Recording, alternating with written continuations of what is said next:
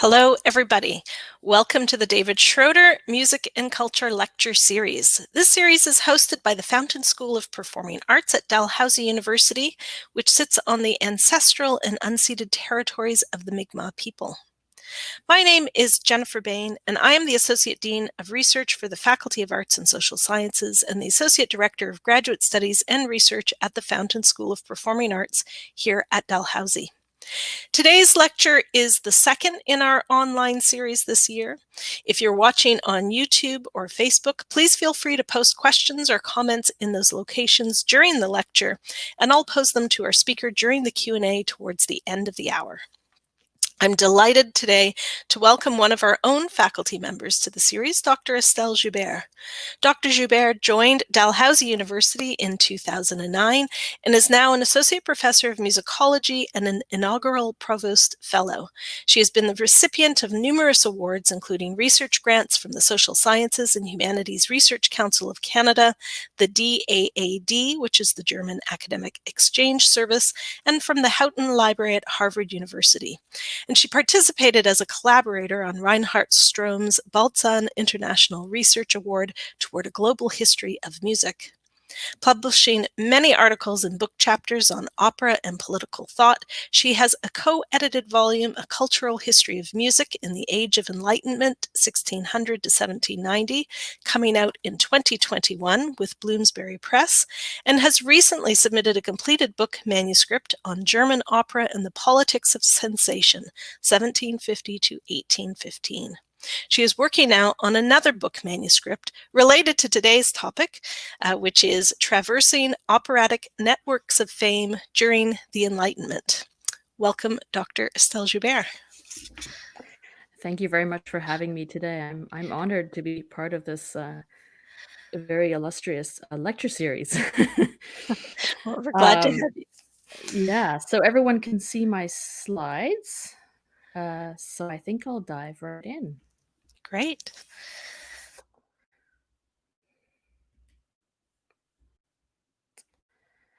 The public is the toughest and finest critic in the world. And yet, a clumsy folk tune is enough to amuse it for an entire year, writes J.F. Schulze with some exasperation in the Deutsches Magazin in 1798. The late 18th century witnessed a remarkable capacity for the public, rather than rulers, to act as critic and supporter of the performing arts.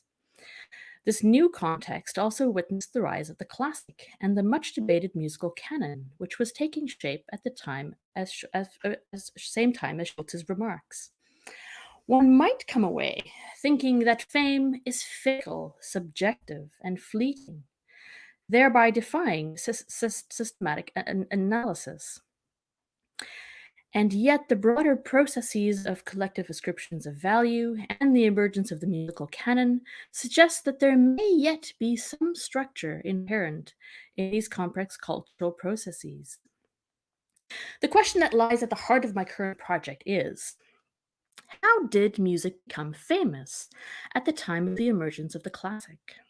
Did musical works acquire fame in view of criticism or performance? Are there broader patterns of attaining fame, particular to specific art forms, or, in the case of music, genres?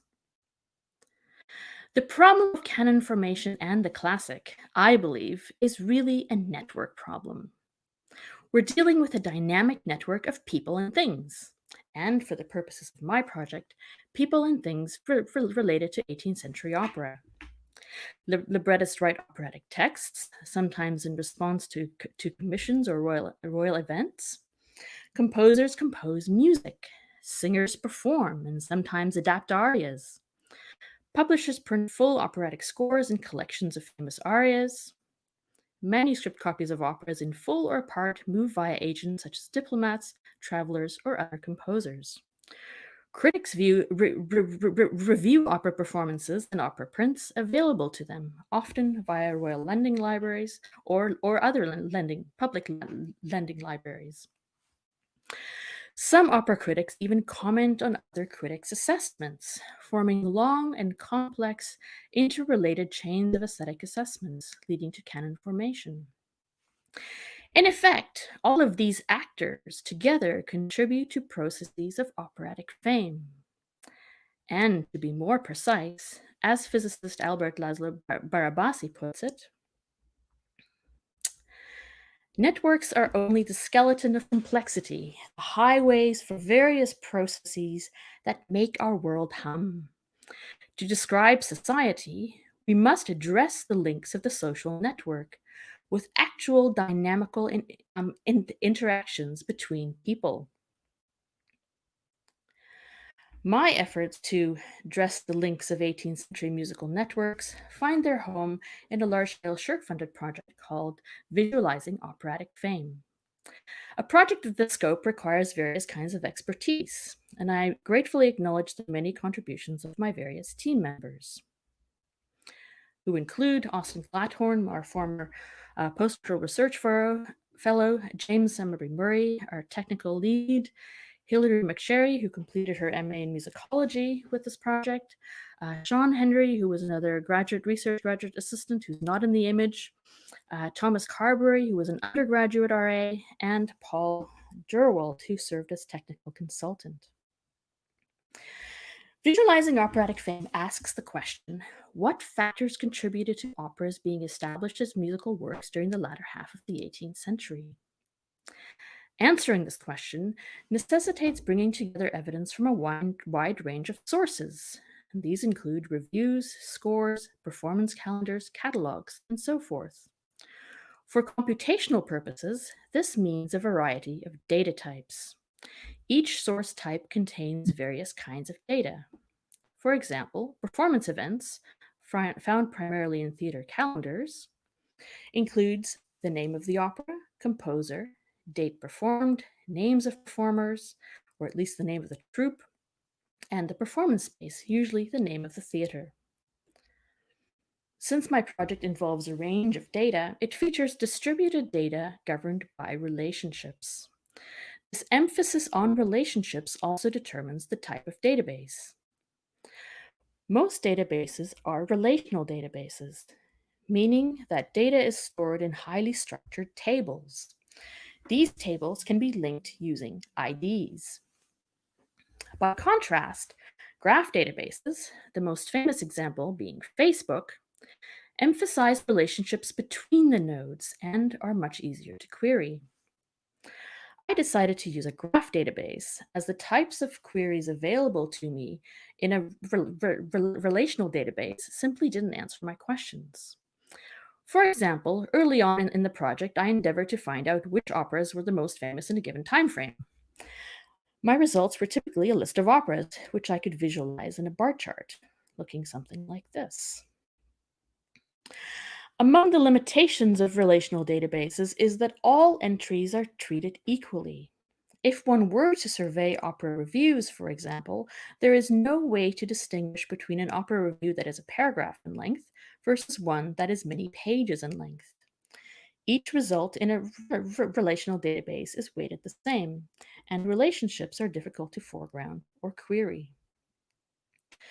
Visualizing Operatic Fame is a graph database powered by Neo4j and uses Cypher as query language.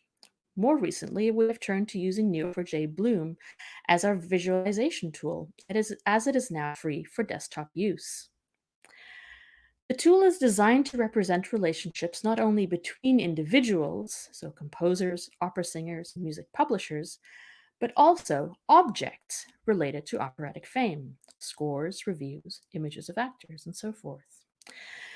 The data model has been tweaked a number of times. That's the data model. So as to sharpen queries and visualizations.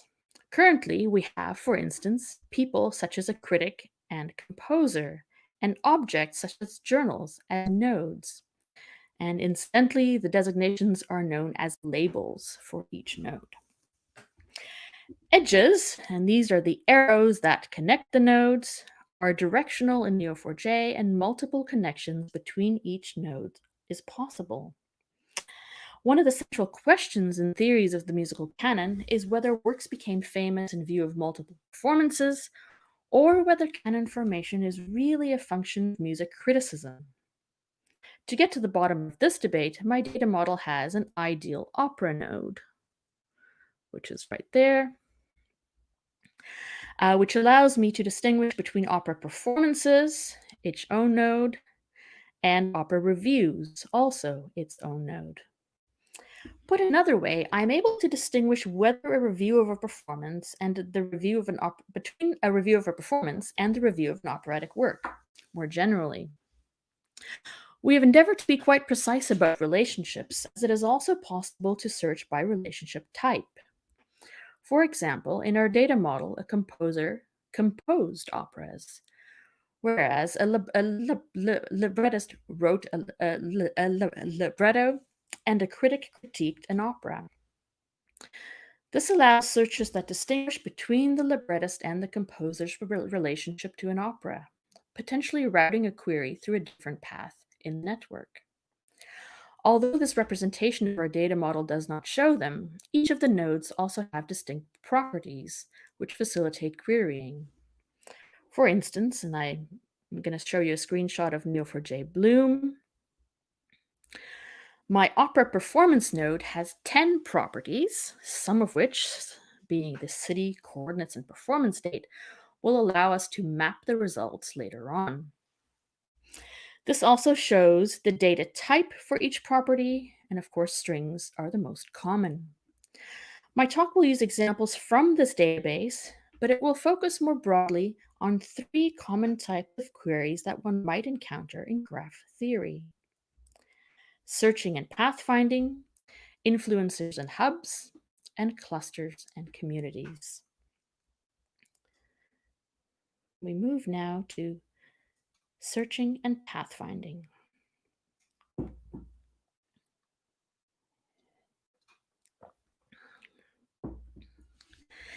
Given that my database contains over 37,000 nodes, it's obviously unworkable to call them all up at the same time. Instead, it is more productive to choose an entry point into the graph and expand relationships as desired. I'll begin with Maria Antonia Walpurgis, Saxon electress and composer.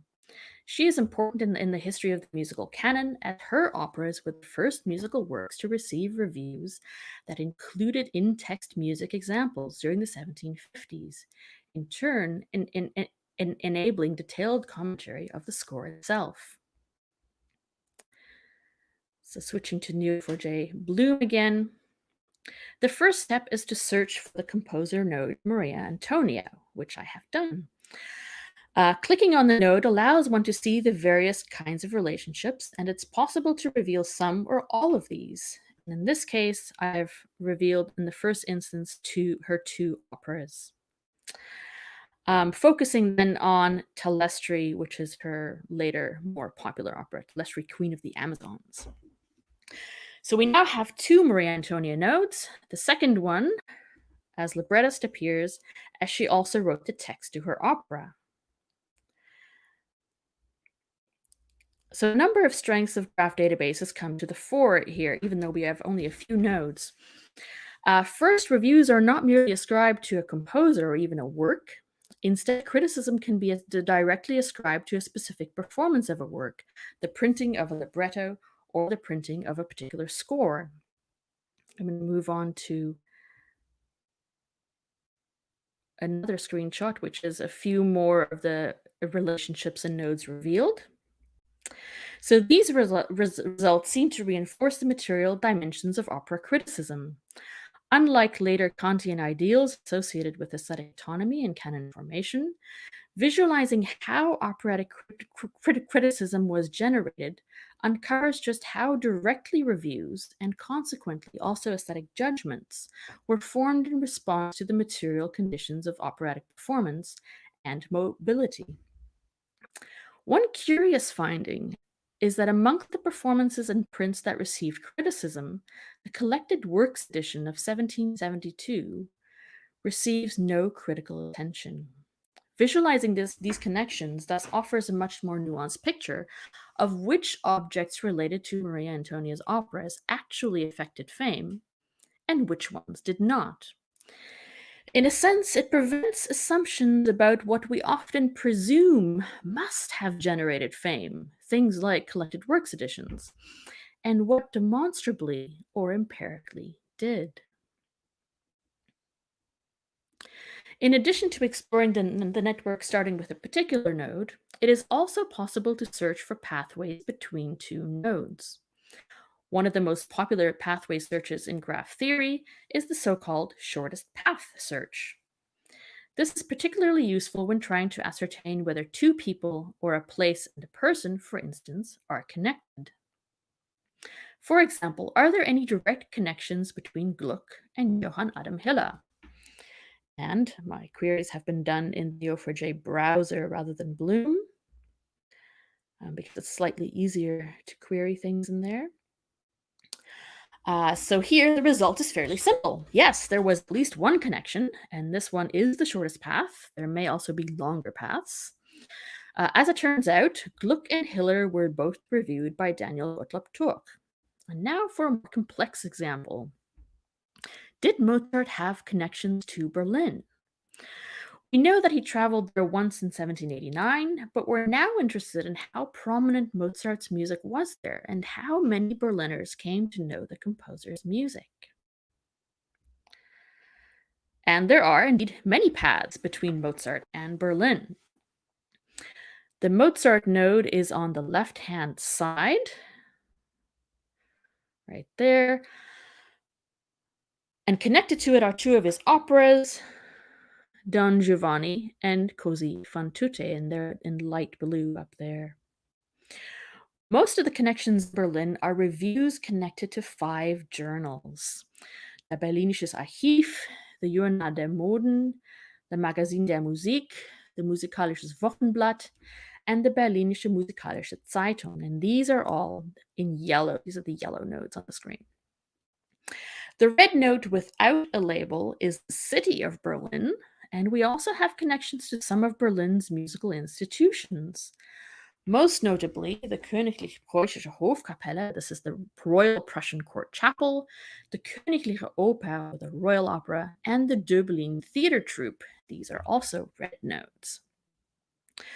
Judging by the short titles, if you can see them, of some of the reviews, so one title is Über Konzerte in Berlin, or Concerning Concerts in Berlin, or Öffentliche Musik in Berlin, Public Music in Berlin. One might surmise that some of these reviews are describing 18th century concerts, which often contain separate arias from operas, among other musical numbers. While some reviews offer direct coverage of an opera performance of Don Giovanni and Così fan tutte, it seems much more likely that Berliners might have gained familiarity with Mozart's music through excerpts in public concert life and via reviews of his music, alongside the publication of his scores, of course. And I'll note that the database does not yet list the vast quantities of sheet music circulating during this period. The search for pathways between Mozart and Berlin not only yielded a fairly complex portion of the network, it also hints at our next topic in graph theory: influencers and hubs.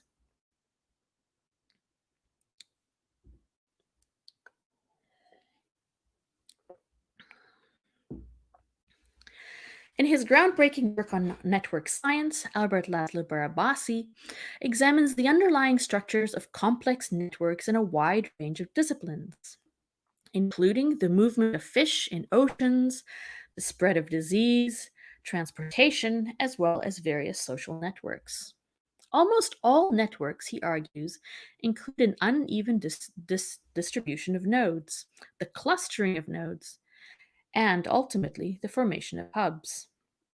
Music networks are no exception, for, as we are all well aware, some composers received many more performances and much more critical attention than others. A search for hubs, these are nodes of particular importance, in the current dataset reveals the following. And those are indeed too small to see, so I'll read them out to you. So the 7 top influential nodes are, and they're the orange ones in the middle, Johann Adam Hiller, Johann Gottlieb Naumann, Christoph Willibald Gluck, Johann Friedrich Hönicke, Antonio Bianchi, Wolfgang Amadeus Mozart, and Friedrich Ludwig Brandes. So these are the orange nodes in the center of those clusters. Neo4j has grouped these in clusters surrounded by nodes representing their popular works in pink and reviews that generate fame in the public mind, and the reviews are the dots in green. It is also possible to get a view of these hubs in the network, and this reveals much more contexts surrounding these influencers. Focusing on GLUCK, for example, he's at the orange node in the very center there. We notice that his composer node is close to that of one of his librettists, Calzabigi. The works that are most prominent, being the pink nodes, are L'Arbre Enchanté, Iphigénie en Aulide, Alceste, and Armide. Orfeo, a work that is taught often in music history surveys, seems to have far fewer connections. It would seem that Alceste has many more connections to music criticism. Notably, the German version of Alceste, likely performed in Vienna in the early 19th century, did not feature prominently in criticism.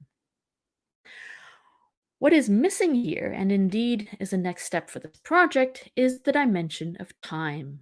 For fame can indeed be fleeting, and queries such as this one only show a representation of the entire period, being 1750 to 1815. If one were to query by decade, or indeed create a dynamic time-lapse representation, one would likely see that Gluck's fame was established with the discourse surrounding Alceste, and that his fame remained relatively stable, that toward the end of the 18th century also, his fame was sustained by performances rather than continued criticism. Performances of works such as L'Arbre Enchanté, Iphigénie en Aulide, and Armide were staples in early 19th century Vienna, when there was a craze for opera, for French opera especially, following the arrival of Napoleon's troops in the city in 1806. Scrolling a bit to the right, one also gets a sense of how Gluck is connected to the broader network of 18th century opera. He is connected to Lully through a review entitled Gluck und Lully. He is also connected to Handel and Rameau through criticism. Moving now to the lower left-hand corner, we see the prominent hub of a lesser-known composer and musician, Antonio Bianchi.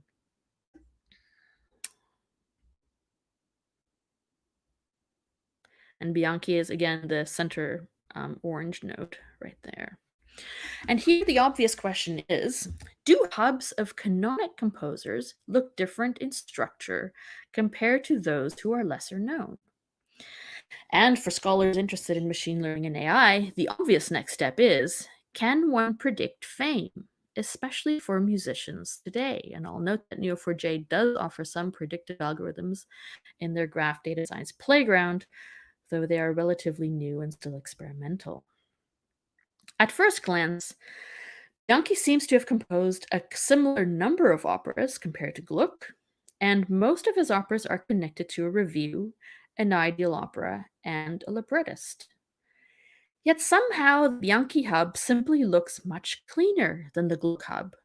Fewer pathways traverse through the node, and the context seems less messy, if you will.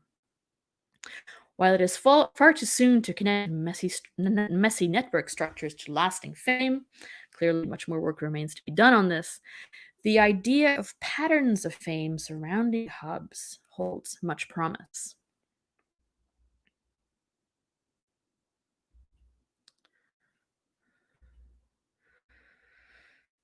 So we move now to clusters and communities.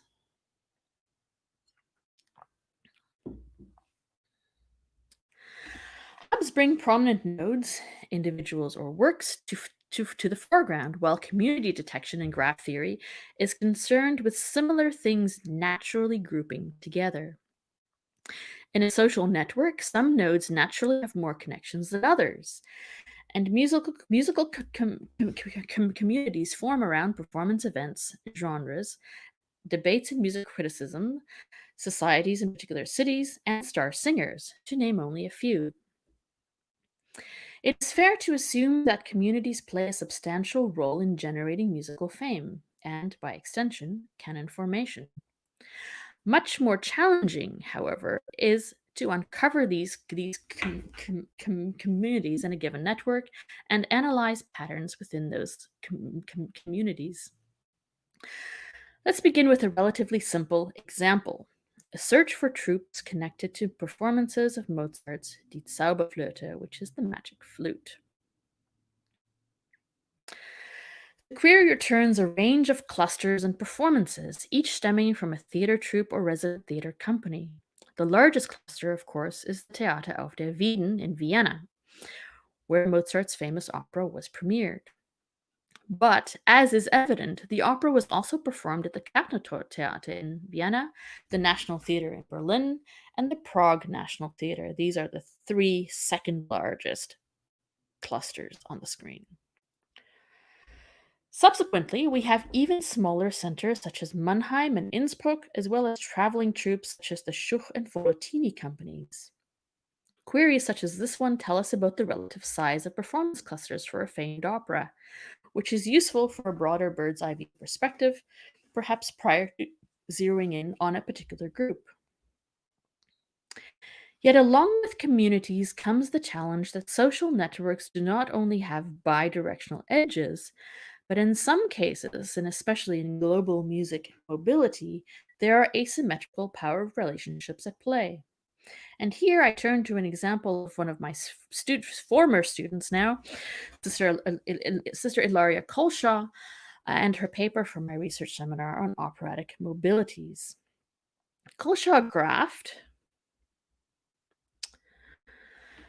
using some custom graph visualization software called Graph 9, French-Siamese musical encounters between Louis XIV and the Fra Narai in the late 17th century.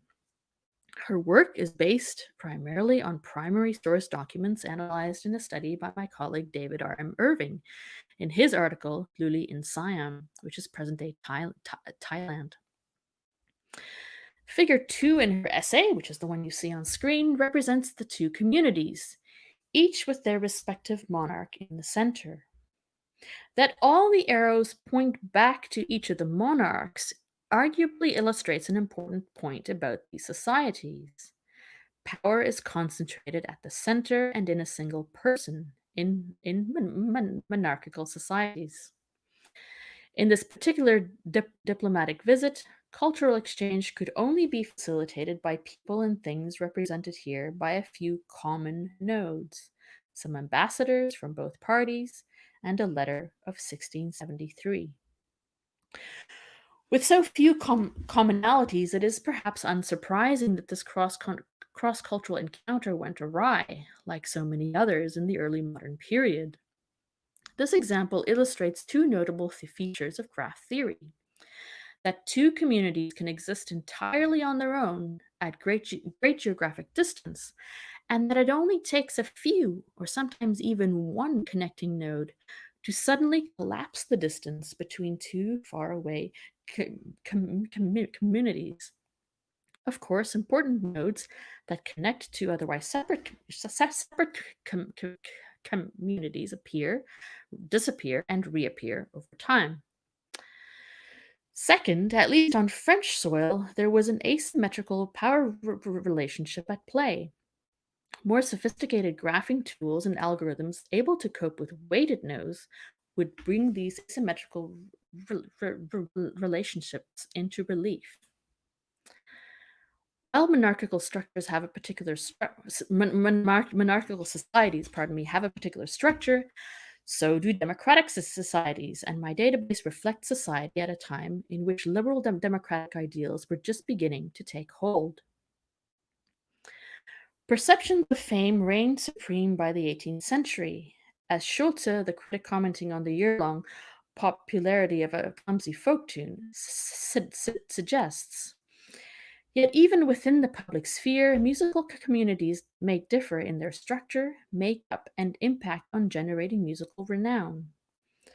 One of the advantages of graph theory is that it has the potential to both detect community formation and, with appropriate algorithms, detect patterns distinct to individual communities. The Neo4j Graph Data Science Playground is a relatively new plugin intended to facilitate the exploration of datasets with complex algorithms. The idea behind the playground is that one does not need to deal with the code directly, but can still benefit from the power of often called algorithms through an easier-to-use interface. However, the tool is still experimental. I was able to get some preliminary results for community detection, and the largest community seems to be centered, unsurprisingly, around genre, the German opera node. A subset of that community is centered on an opera that opened the Theater auf der Wieden just 2 years before Mozart's Die Zauberflöte was premiered there, and that is Benedikt Schach's Die beiden Antons. In fact, this suggests that the community for Die beiden Antons is likely stronger or perhaps larger compared to that of Mozart's famous last opera. Future research for this project would be focused on pattern detection to see how various communities, once identified, are structured, and how that structure has an impact on canon formation. Some interesting questions might include, did communities for symphonic music look different than communities concerned with opera? Do the sub-communities have similar structural patterns, or do some of them differ? And why? Does the behavior of musical communities change over the course of time? While graph theory has already provided valuable insights into how operatic fame is generated in my dataset, many more insights remain to be discovered, traversing these networks of operatic fame. Thank you. Thank you so much, Estelle, for this really fascinating lecture and such an exciting project to be able to use, generate this kind of data and visualization of connections between composers as well as performers or audience members. It's really, it's very cool. We're going to bring in a few other people into the studio for our Q&A. So I'd like to welcome 4 people from the Fountain School of Performing Arts. We have 2 graduate students and 2 faculty members, I think, or maybe 1 faculty member, we'll see. Oh, great, we have everybody. So we have Julia Jordan is an MA student in musicology. Lucia Dank is another MA student in musicology. Yuri Ganter is a professor of theater studies. And Roberta Barker is also, she's an associate professor of theater studies and our acting dean of the Faculty of Arts and Social Sciences. This is a big year for her to have taken on that role. And we're delighted that that we could have all of you here together in the studio with us. I'm wondering if, or our virtual studio anyway, do we have some questions from those of you there? Roberta, you can start us off, please. Great. Thank you, Jennifer. Thank you for that fantastic presentation, Estelle. It's so exciting to see how the work has grown and these amazing forms of analysis that you're engaged in. And I think that many of us who are working in the field of performance history feel very excited seeing how this could apply to so many different projects. So congratulations on this amazing work. I wanted to pick up the last topic that you were exploring about communities and to ask you a question that I think is kind of close to the heart of many of us who work in this kind of field of trying to understand the reception of works in their time and sort of how their reputation over time changed and why. And that is this kind of problem that you started with of the popularity of the folk tune, right? Like this issue that you can have all the critics going on about something and meanwhile everybody is obsessed with this dumb little folk tune for a year. And obviously the critics are so much more analyzable for us and so much more accessible for us. Everybody who published in print is so much easier for us to do this kind of analysis on and many other kinds of analysis on than for the audience members who went to see an opera, perhaps en masse, who might have gone many times, or where an opera was perhaps how long it played and how well it played. We have such difficulty accessing audience responses and this sort of idea of the popularity of the folk tune versus the commentary in criticism. So I was really interested to hear more about sort of techniques that you and your team might be considering for how to kind of get at those audience communities, how to sort of think about their role in the growth of fame or the development of fame, when obviously in many cases they don't leave behind the kinds of traces that say criticism does. Mm-hmm. Thank you, Roberta. You've highlighted a very important question, and it's a big issue that we've had to contend with. I'll start with, there are a number of things going on. We know from sources that many of the popular opera tunes actually became folk tunes. Mm-hmm. So there seems to be a very direct sort of continuum leading from opera to folk tunes. And at the end of the day, it's a question of data, right? Mm-hmm. So if we had limited ourselves only to reviews and scores and other sort of material that we normally would consider as musicologists, I think we would have a very limited picture of what was famous and why. And that's what we started out with initially, and I had wondered about that. If we include things like novels mentioning, oh, so-and-so went to this little house concert and there was a really popular aria performed. So it has to do with the kinds of sources that you include. So the more sort of off the beaten track you go, the more likely you are to get a much rounder picture.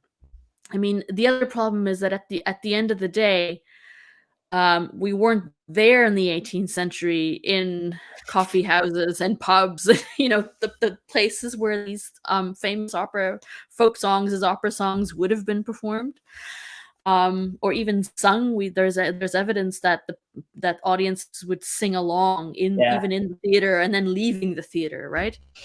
So I think on the one hand, the German-speaking region is very rich in reviews, and especially reviews with music examples. So it draws you in that direction.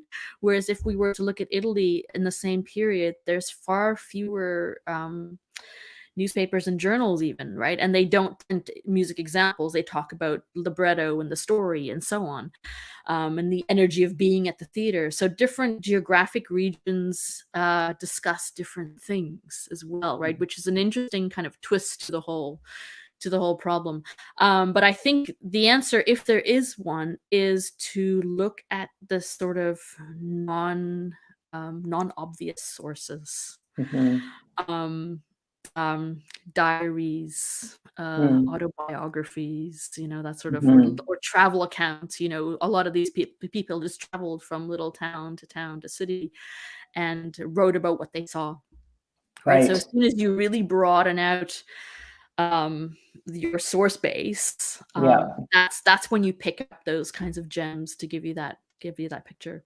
Yep. That makes great sense. And just as a very quick follow-up, would you also say, just when you're talking about people singing along and so on, Estelle, are you also looking at things like parodies and quotations in other works? I'm thinking of how often, you know, in the French theater, for example, the vaudeville would quote from famous arias from the from the kind of the grander operatic forms in the more popular setting. Are those also sources that might be engaged?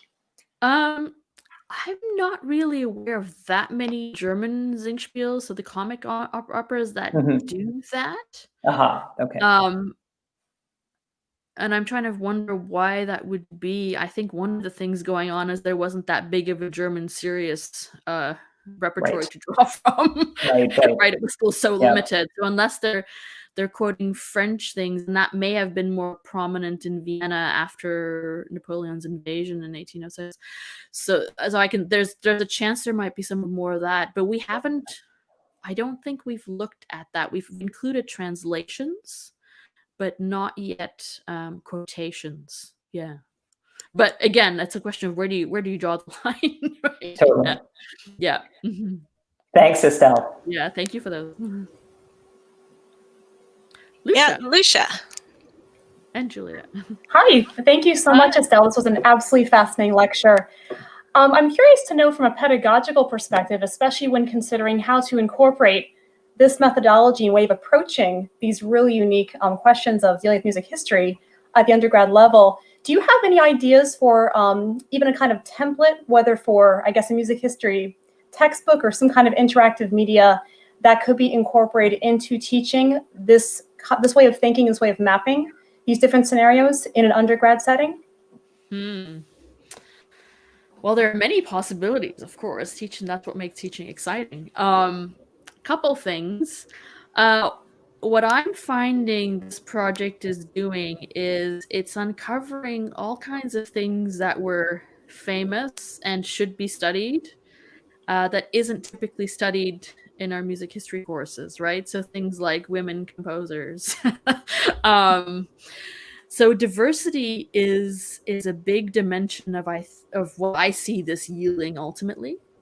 And I think as soon as I went beyond opera for a different project, I'm also looking into concert life. You know, we have accounts of the so-called Black Mozart in Vienna, in these places performing, and yet this is not usually taught in music history, but it should be, right? So I think it's a question also of we first have to do the research before we can incorporate it into our teaching somehow. Like somebody has to sit in the archive and dig this stuff up before we can write textbooks. I'm actually not a huge fan of textbooks. I think students should engage with primary sources directly for the most part, especially for undergraduates today. What I found really beneficial in my research seminar, and these would be third and fourth year undergraduates more, is giving them, as you know, a chance to work with some of the software. So gaining digital skills just gives them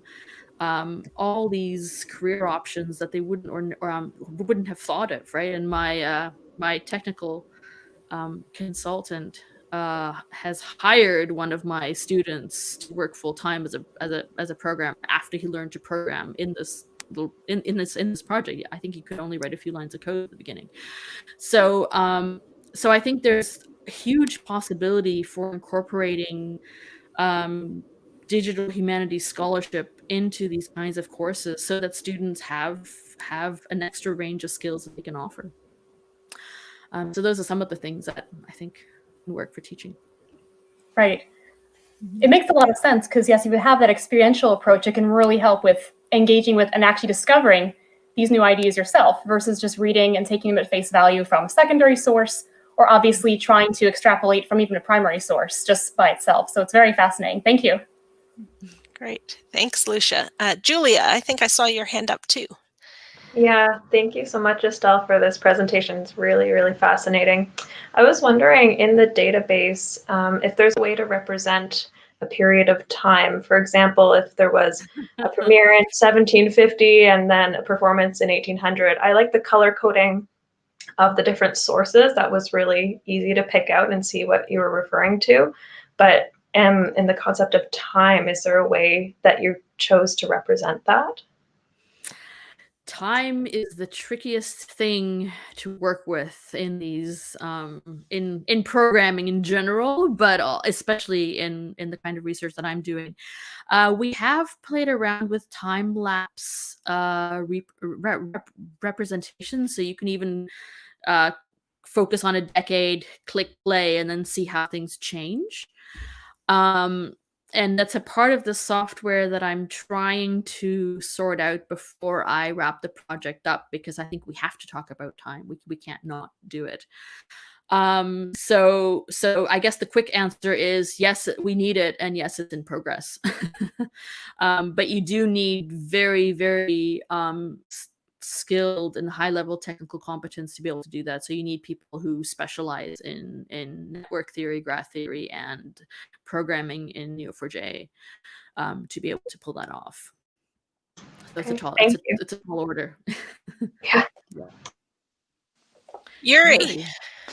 I have so many questions. I don't know which ones to ask because I only have 15 minutes. But I'll start with the one that ties to what Julia just asked. is there a benefit on doing a three-dimensional representation? Because when you do these clusters, I'm thinking, ooh, wouldn't it look nice if you, I mean, it would be hard to watch, but you could draw, yeah. Would there, because that would add, or you could probably even add the fourth dimension, not just the third dimension, in terms of the time being possibly one when you see a sequence. But if you imagine all these things turning, you might be able to see more. It almost looks like subatomic particles modeling. Yeah. You know, I've never thought about a third dimension, but I think you're right. I don't know if it's possible. I mean, at this point, we've tried to write our own visualization software, and it worked fairly well, but the amount of resources it takes to get that going and to keep that going is immense, right? So Neo4j in the meantime came out with their own piece that was tens of thousands of dollars before, and now they've made the desktop version of it free. So then I switched to that for very good reasons. And I don't know if they are moving in that direction or have moved in that direction. I know that you can pay for more features, if you will. So probably when I finish up the book, I'll do that and make sure that it's absolutely state of the art. But yeah, there are lots of possibilities, and I think, I mean, longer term, it makes sense to think about bigger questions that people in the humanities and social sciences could ask, and then developing some kind of tool that could tackle these questions for us, right? I think not enough of us have done this kind of research to sort of drive the tool, if you will. My other question, I'm even more interested in that one, is you started with it, but you only touched on it, and I'd be very curious to see what you think, is the success algorithm. What you said, or could we predict? And I remember I've seen algorithms like that in the past, and they were kind of very preliminary and usually done by journalists, not necessarily scholars. So, you know, you had some reservation. But did you find right now that there is a way already to make some of your observations qualitative? Like when you said earlier, and that would, for instance, line up with some of the work that I've done too, is critics can be wrong, and critics can, I mean, no, that's, of course they can, but I just said way more often than, for instance, practice.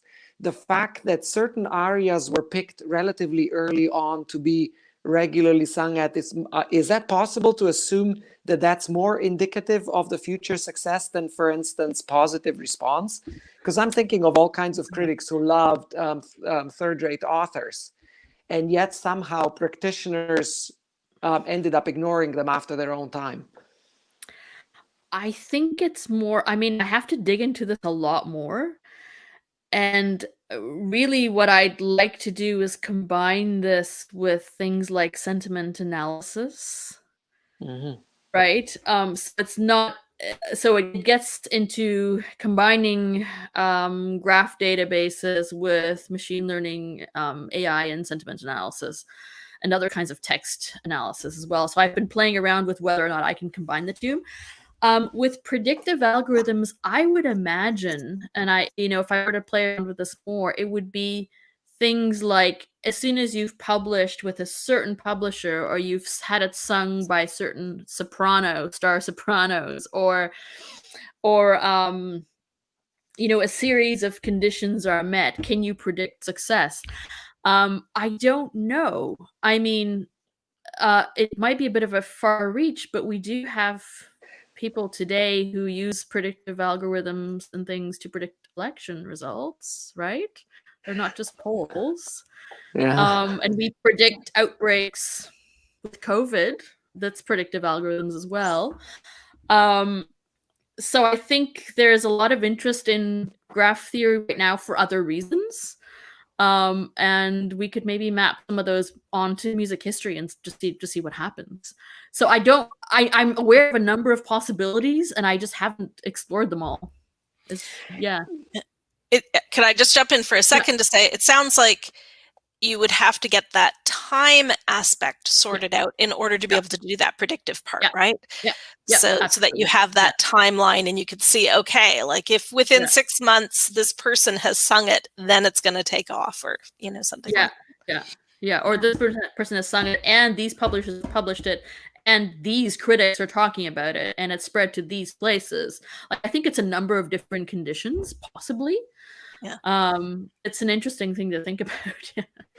Yeah. But if you could, for instance, observe patterns, if you determine that there is, and even I was just thinking one of the elements of 3 dimensions or 4-dimensional color is already one of those ones. So it adds to direction and so on.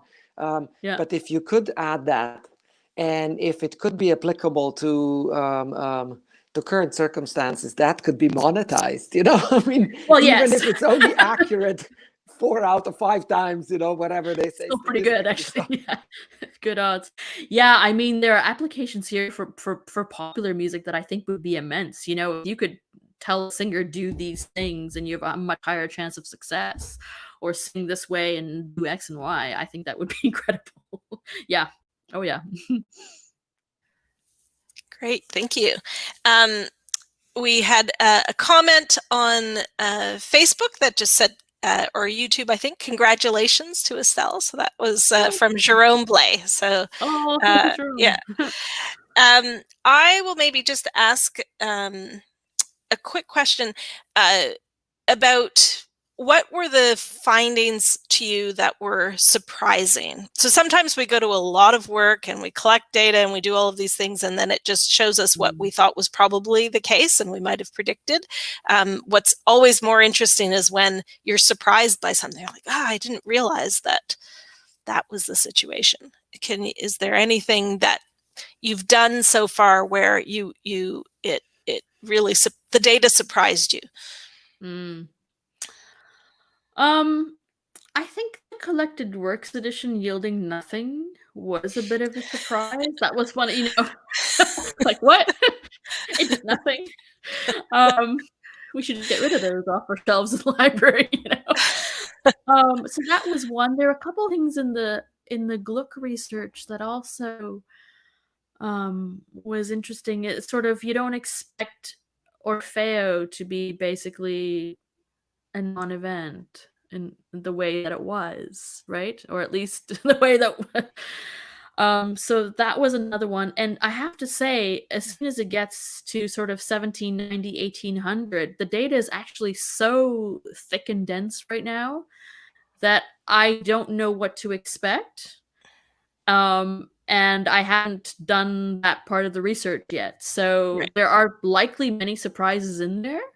Yeah, I suspect that melodrama is going to show up as very popular and influential. That's my sneaking suspicion. So I'm really curious to see how melodrama plays out. Yeah.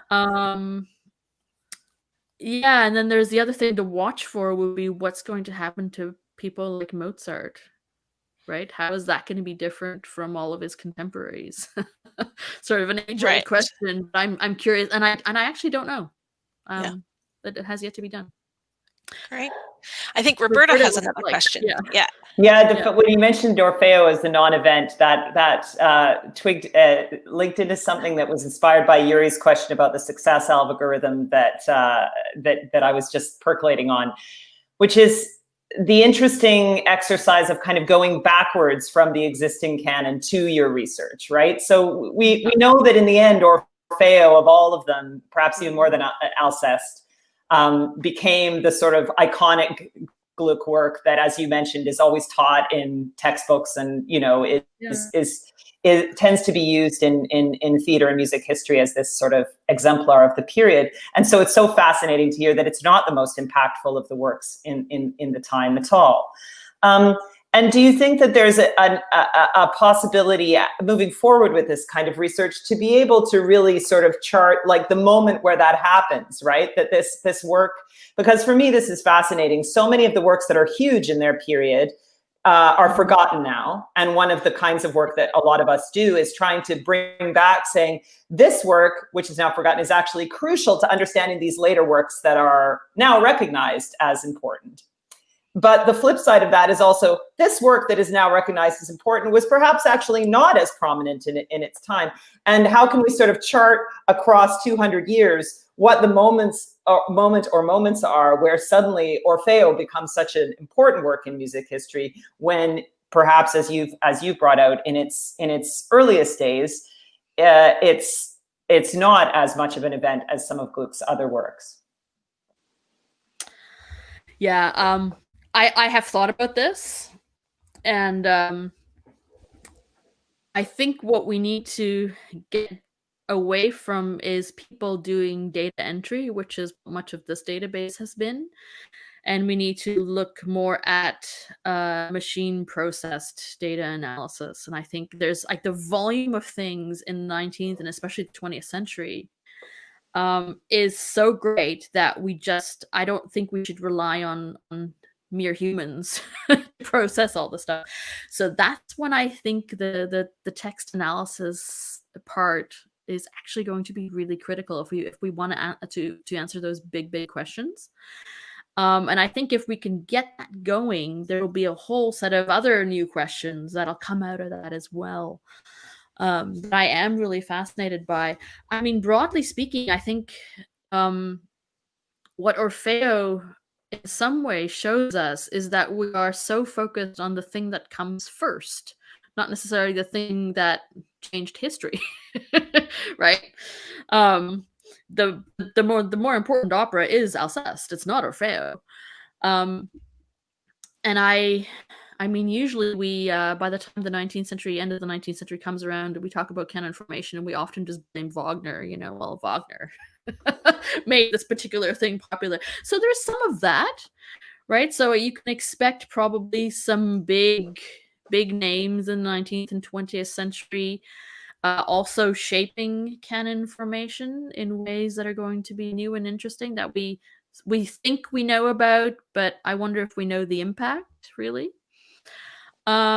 And I think I'm really curious to see what could come out of the works in terms of women composers, of color, of performance. There's the whole diversity question lurks in this stuff for me.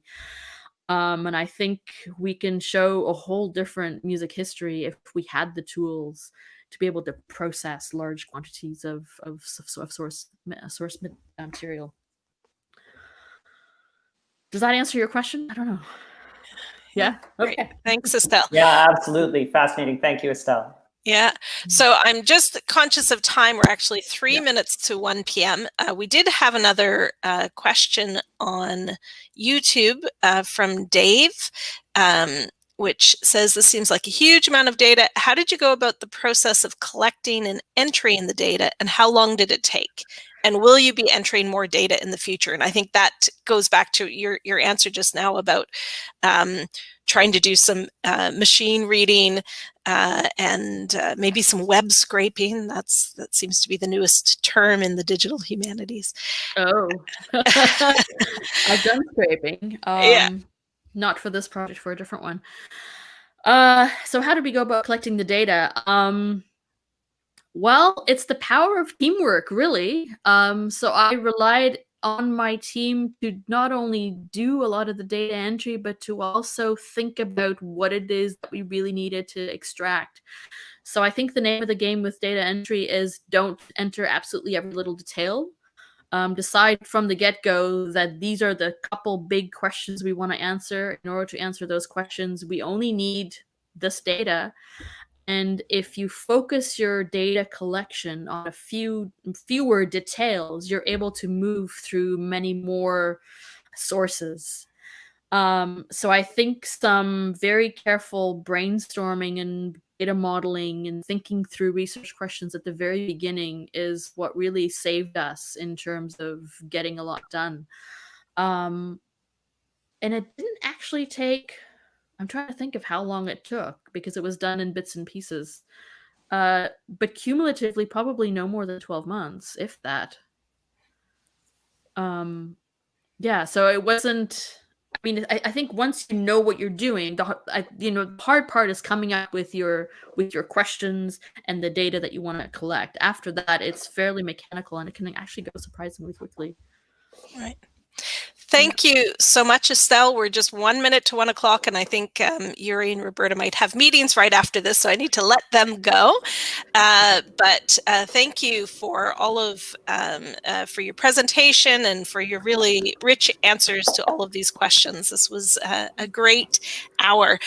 Just before we go, I want to announce our next lecture in the David Schroeder Music and Culture Lecture Series, which will be by Stephanie van der Velde, Associate Professor at the University of Buffalo, who will be speaking on Thursday, March the 4th, with a paper called Gendering Humor, Country Music, Rebellion, and the Pistol Annies. All right. Thank you so much, everybody. Thanks very See much. you next time. Thank you, Estelle. Thank you. Bye. Bye.